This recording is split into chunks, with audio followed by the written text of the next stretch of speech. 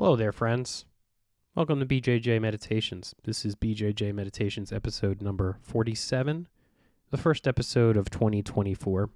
I'm your host, Joe Hannon. Welcome back. It's good to be back. I hope you all had a wonderful holiday break.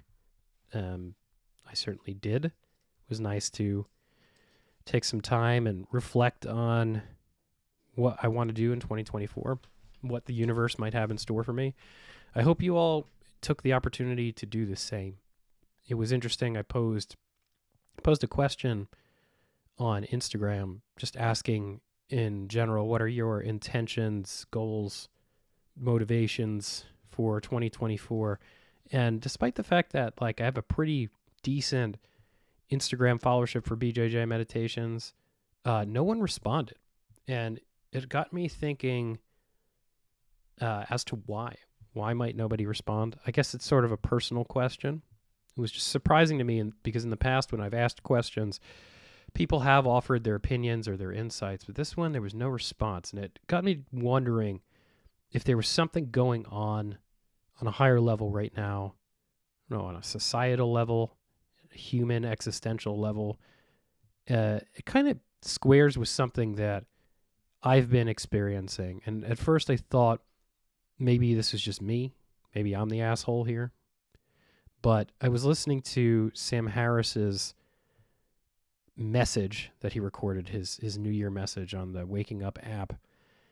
And he said that he feels, and a number of people have told him that they feel, that 2024 compared with years past is largely opaque to them. You don't know what to expect. And this is something that I've been sitting with and feeling in a very profound way. And it was comforting to me to know that I wasn't alone. So maybe you listening to this will also be comforted knowing that you're not alone if you've been feeling this too. But there's just so much at stake right now in the world. Geopolitically, we have two wars that are being fought.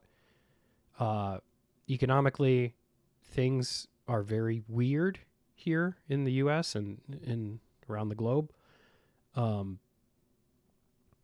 Socially, politically, we're about to head into another presidential election season here in the U.S., which has enormous implications for history, course of history here and abroad.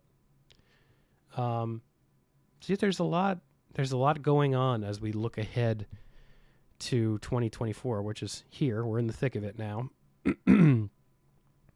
But I don't think that's a reason to abandon intentions.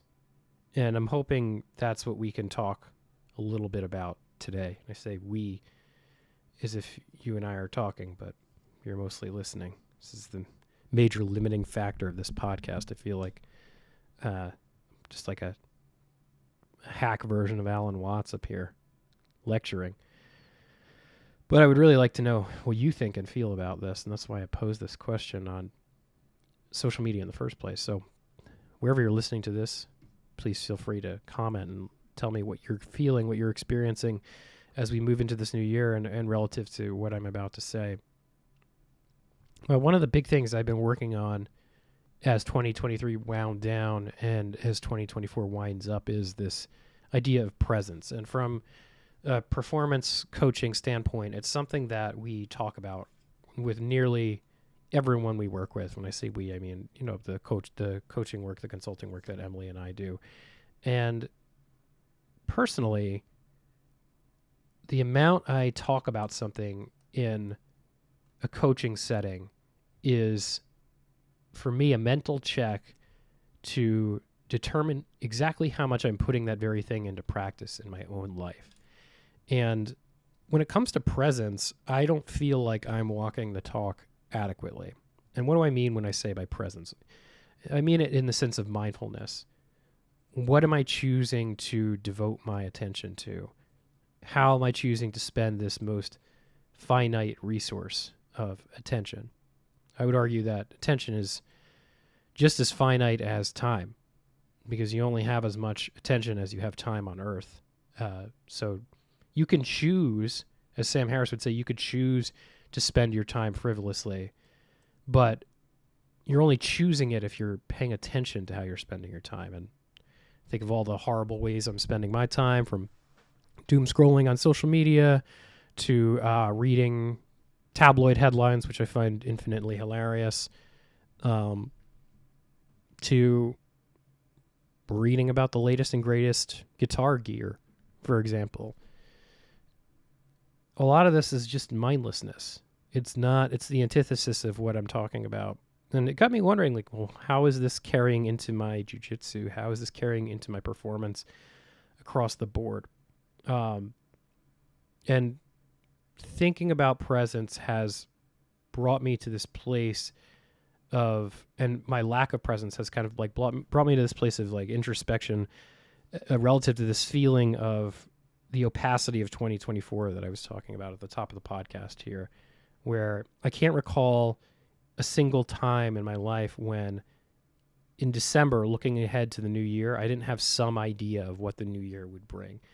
And I think that all of this distraction has been a coping mechanism to deal with the anxiety of that uncertainty. All of the pointless social media consumption, all of the pointless news reading is just a way to create some action for the sake of action, to alleviate the anxiety of not knowing what lies ahead. And when I say not knowing what lies ahead, I mean all of the big things I talked about at the top of the podcast, in addition to major existential things like climate change, for example, but also just smaller things. Like, I am entirely self-employed, and I have been now for going on 7 or 8 years. I'd have to do the math. And there has not been a time looking into a new year where I haven't sort of known to this degree where a good chunk of my income is going to come from. And that alone could be something that I devote a lot of cognitive bandwidth to spinning out about.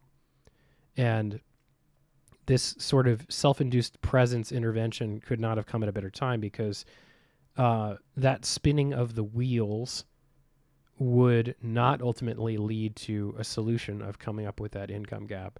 It would just kind of lead into a negative feedback loop and a downward spiral.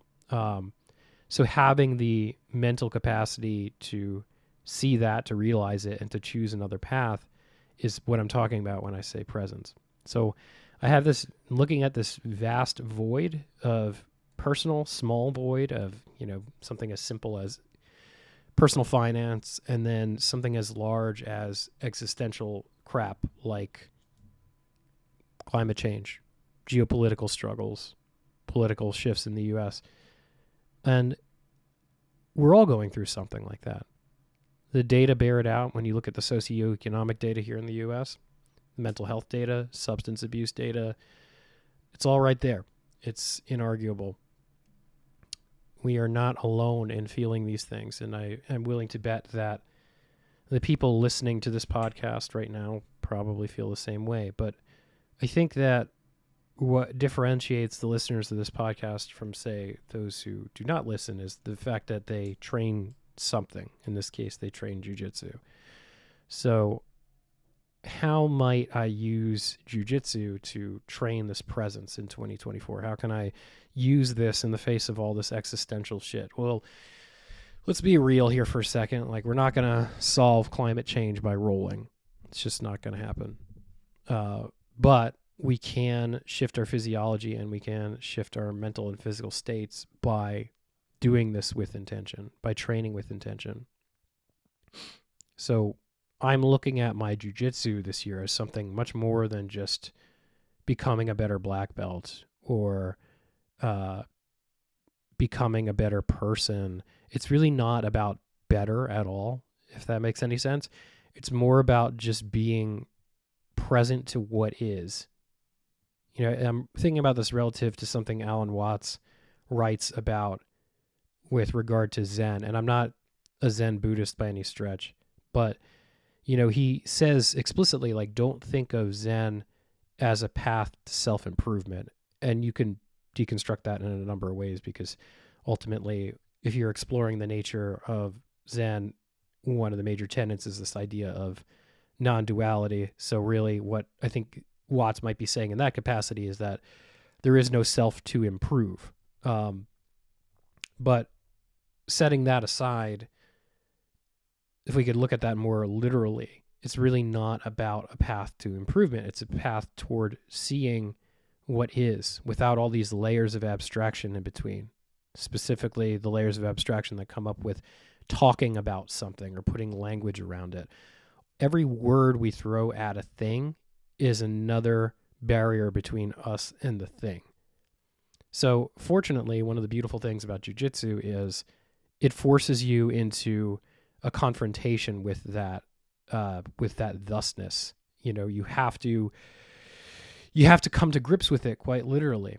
There really isn't much room for thinking or rationalizing or abstraction, especially like on the highest levels of the game. You know, like if you look at somebody like Leandro Lo, rest in peace, I highly doubt that like a Leandro Lo was out there thinking through moves strategically one step at a time. He was operating on a much more embodied level. He was operating on his training. He was operating on instinct, things that he cultivated intentionally in training scenarios on the mats.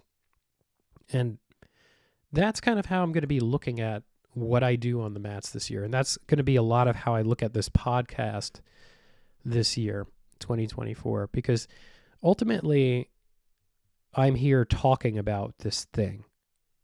I'm here intellectualizing it. I'm here, some might say, I know at least one person who would say, I'm making jiu-jitsu into something that it isn't by sitting here talking about it. Because ultimately, jiu-jitsu is a way of being. It's a way of experiencing. It's not something, like by talking about it, we're not doing it. We're not feeling it. We're not experiencing it.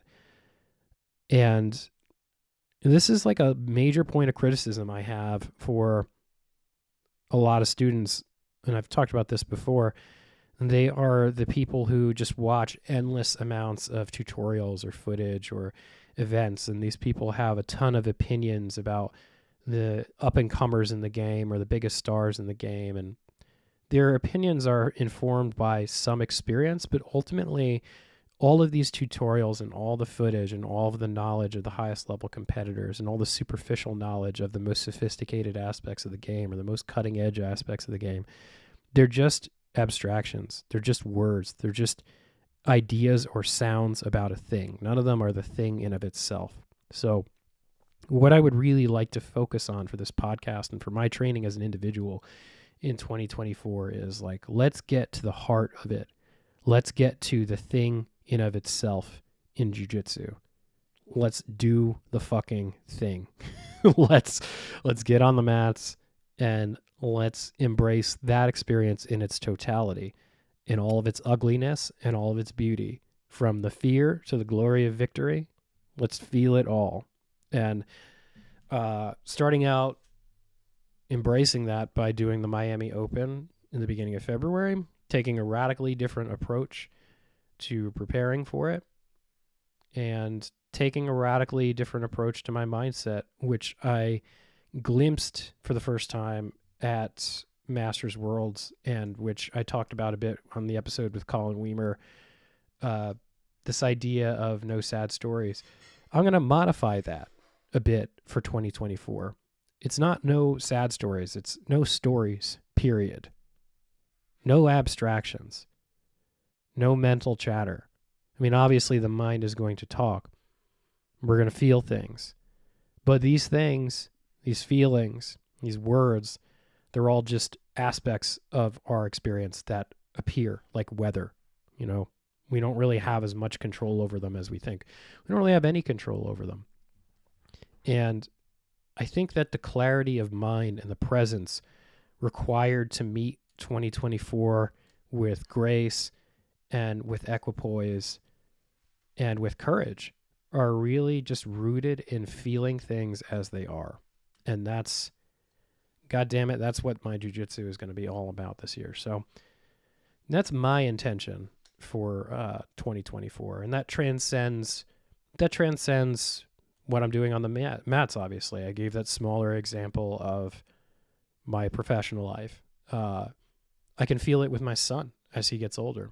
He's a little chatterbox. He has an enormous personality.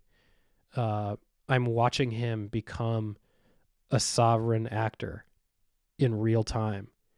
And that's at once beautiful and at once terrifying, because I have no idea who and what he might become.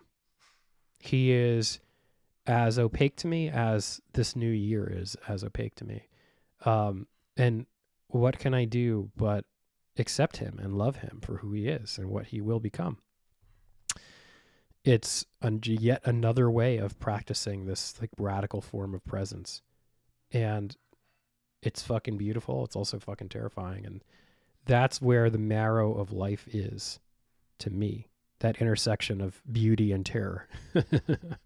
So spending as much time in that place, that dynamic place, as I can in 2024 is going to be a big priority for me. Yeah.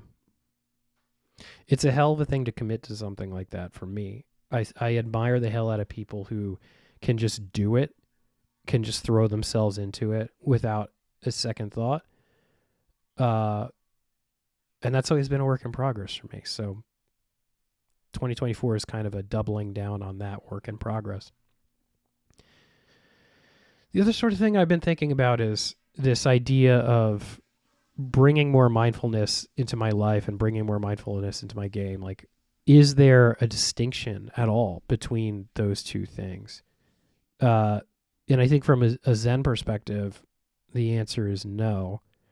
But there's a vast delta between the intellectual realization and knowing of that and the embodied feeling of it, right? Like, I don't know about you guys, but I often feel like different people when I'm training versus like when I'm out in the world doing my thing. And I think that the more time I spend in practice, the closer those two things become, the more united they become. But ultimately, it's not something that's come to fruition, and it's going to take some practice, because I really do believe that whether we see it or not, how we train is truly who we are.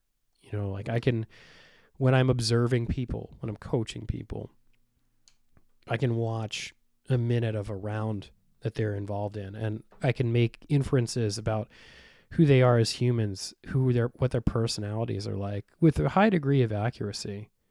And I think it's important to tune into that. And that's something as simple as, like, say this to students all the time. Why aren't you recording your rounds? What are you afraid of seeing? Many of them are afraid of seeing the gaps in their performance. And I think that some of them, whether they realize it or not, there's a depth of revelation there beneath mere performance. They're afraid of seeing who they really are. Are you somebody who, in a panic situation, in a role, or in a situation where things aren't going your way, are you the kind of person who grips tightly and hunkers down and doesn't embrace the dynamism of the moment? Are you somebody who is hyper dynamic, flitting around, just as you're kind of like flitting around through life and not really committing to anything? We need these moments of training. We need to approach them with true presence, but we also need to approach them with a level of dispassionate observation that really only like a video camera can give us. And that's definitely something that I will be leaning on more heavily in 2024 as well. In addition to this quest for presence, this quest for dispassionate feedback, looking at what the camera reveals, but also looking a layer beneath that. And as I've been doing that more prior to 2024's arrival even, I began to see things that I thought I resolved that I haven't, like self-defeating attitudes, or fear of discomfort, or reluctance to change, just showing up in my roles. Like, wow, I thought I nipped that tendency in the bud 3 years ago, but there it is. I have more work to do. And the only way to do that work is with that dispassionate observation of like the camera and a coach who really cares. So that's what I'm working on this year. Those are my resolutions. I would really, honestly, love to know more about yours. You can write me, bjjmeditations@gmail.com. You can find me on Instagram and send me a message, but I really mean it. I'm fueled by the growth of others, and it doesn't even, there doesn't have to even be actual growth there. I'm fueled by the desire for growth and the work toward it. It's not an outcome thing. It's a process thing. And I would really love to know, what are your processes for this year? What are you going to be working on? How are you going to get there? Other than that, just the usual wrap up. You can go to bjjmeditations.com. It's where you can book a coaching session with me. It's the best way to support me. You can also donate to offset the cost of production for the podcast. That's the second best way to support me. You can read the essays that underpin some of the episodes, and you could also sign up for the mailing list, which I will be launching the first newsletter, BJJ Meditations newsletter, later this month. So something you probably want to get on. There'll be some exclusive content in the newsletter, as well as potentially sneak peeks for events and early opportunities for things like that. The other thing you can do is check out The Highest Levels on BJJ Mental Models Premium. That's a podcast I do with Emily Kwok, where we talk about some of the peak performance training modalities that we use and how you can leverage those for yourself. Beyond that, if you want to support BJJ Meditations, you can always like, subscribe, review, and share wherever you listen. You can follow on Instagram, BJJ_meditations. You can read me on Substack. That's johanna.substack.com. And of course, you can come and train at Princeton Brazilian Jiu Jitsu, where I'm one of the partners with Emily Kwok.